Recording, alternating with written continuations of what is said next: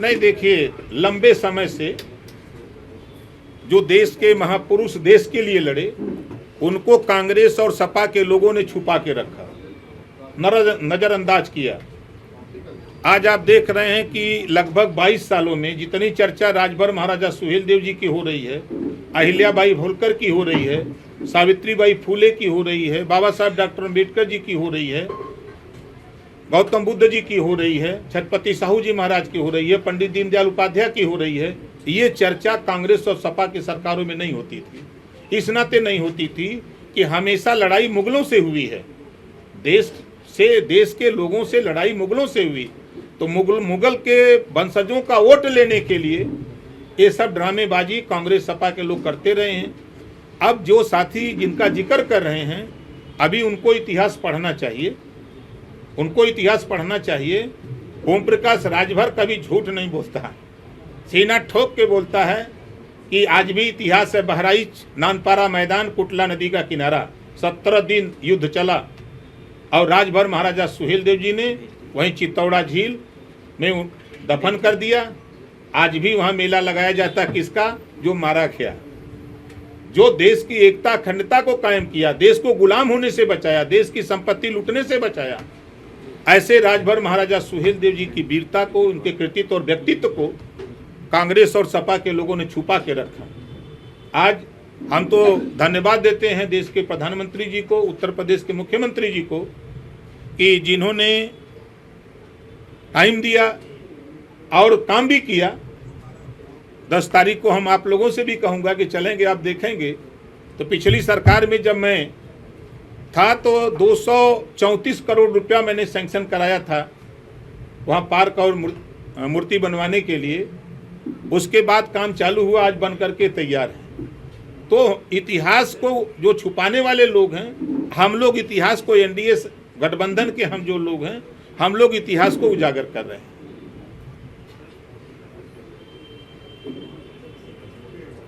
Seat आपकी खाली हुई, क्या उच्च अदालत पे जाएंगे या अगर दोबारा चुनाव होता है बाई इलेक्शन तो उसमें अपना प्रत्याशी खड़ा करेंगे या भारतीय जनता पार्टी खड़ी करेगी? देखिए, वो सीट हमारी है, हमारे सिंबल से वो चुनाव लड़ा था, सीट खाली हुई है, नियम संगत भारतीय समाज पार्टी की सीट है और भारतीय समाज पार्टी लड़ेगी।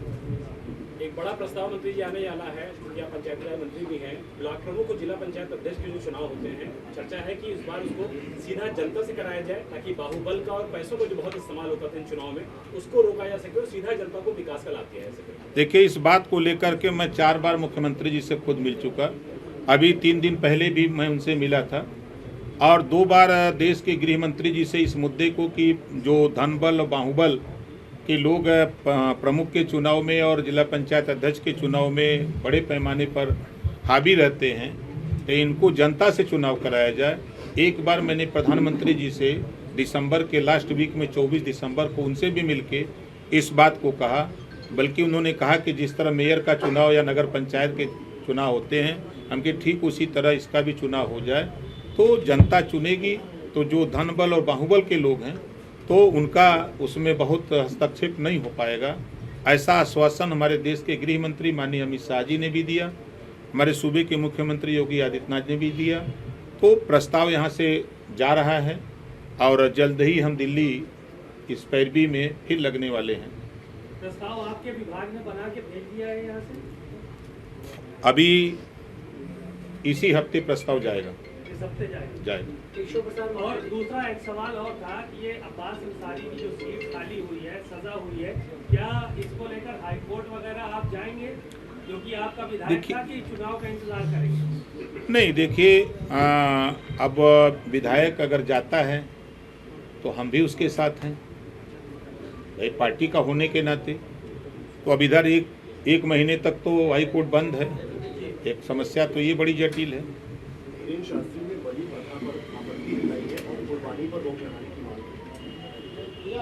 अब देखिए, धीरेन्द्र शास्त्री जी बलि पर रोक लगाने की बात कर रहे हैं। हम तो घूम के देख रहे हैं कि अलग अलग धर्मों के अलग अलग लोग अपना बलि चढ़ा रहे हैं। कोई मुर्गा चढ़ा रहा है, कोई भेड़ा चढ़ा रहा है, कोई खसी चढ़ा रहा है, कोई कुछ कर रहा है। जी, केशव प्रसाद मौर्य जी कह रहे हैं कि जो देश का बंटवारा था भारत का 1947 में, वो कांग्रेस का पहला देशद्रोह था। देखिए, कांग्रेस हमेशा देश के खिलाफ रहती है। जब हमारे कांग्रेस के नेता भाई राहुल गांधी जी जब भी विदेश जाते हैं तो भारत को कटघरे में ही खड़ा कर देते हैं। अब उसी से आप उनको समझिए कि कांग्रेस क्या चाहती है। कांग्रेस अगर चाहती तो आज देश के महापुरुषों का सम्मान करती न। कांग्रेस की सरकार में कभी सरदार वल्लभ भाई पटेल की मूर्ति लगी, कभी राजभर महाराजा सुहेल देव जी की लगी, कभी महाराणा प्रताप की लगी, पंडित दीनदयाल उपाध्याय की लगी। तो ये महापुरुषों के विषय में नहीं जानते। तो ये लोग देश के लिए 60 साल शासन किए हैं। 60 साल में इन्होंने क्या किया है वो खुद बयां करते हैं। जी, ललितपुर जेल में रिजवान जहीर को बड़ा वीवीआईपी ट्रीटमेंट मिल रहा था, कार्रवाई शुरू हो गई सरकार की तरफ से। देखिए, कुछ जुगाड़ू लाल हैं देश में। वो जुगाड़ जब बना लेते हैं, खबर लगती है इधर सरकार को, तो फिर सरकार भी अपना काम कर देती है। बकरे कटने चाहिए कि नहीं कटने? देखिए, अब कुर्बानी, बकरीद का उद्देश्य है कुर्बानी। अब जैसे हम लोगों के यहाँ, हम लोगों के धर्म में अलग अलग व्यवस्था है, तो उनके यहाँ भी है। अगर वो परंपरा है उनकी, संविधान में व्यवस्था है, तो अपना व्यवस्था संविधान के दायरे में है। जिसको पशु क्रूरता नियम बता रहे हैं, उसके खिलाफ है। देखिए, पशु, आप मुगलों के खिलाफ है, मुगलों के खिलाफ। देखिए हम मुगलों के खिलाफ है, लेकिन संविधान के दायरे में हम बाहर नहीं जा सकते। संविधान में सभी धर्मों को अपने अपने हिसाब से पूजा पाठ करने का अधिकार है। सर, एक सवाल बहुजन समाज पार्टी से जुड़ा है। कहा जा रहा है कि बीएसपी जो पुराने नेता हैं जिन पर कार्रवाई की है, जिनको बाहर किया है, 27 के चुनाव से पहले उनको वापस लाने का एक प्रावधान कर सकती है। तो क्या आप कैसे देखते हैं, बीएसपी से मजबूत होगी, इस विकल्प पर चलना चाहिए? पुराने नेता 2 दर्जन मंत्री बन के घूम रहे हैं।